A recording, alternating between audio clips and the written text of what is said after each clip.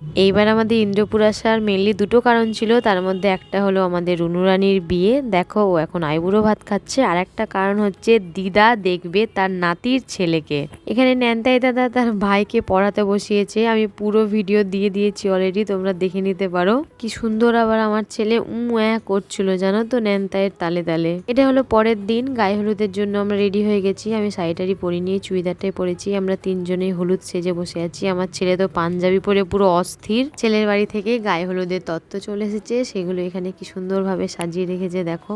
আর এই দিকে বসে আছে দুই সুন্দরী, এটা তো ছোট দিদা আর এটা আমাদের দিদা। এটা কি করছিলাম আমি নিজেও জানি না, পাগলদের মতো রিক ভিডিওটা করে দিয়েছিল।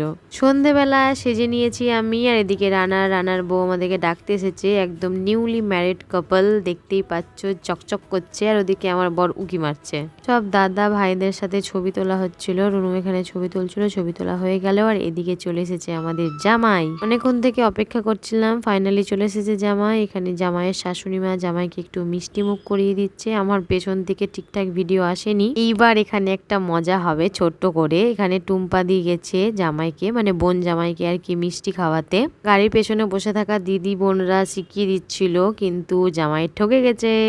এটুকু তো বানতা হে, বোনের বর বলে কথা।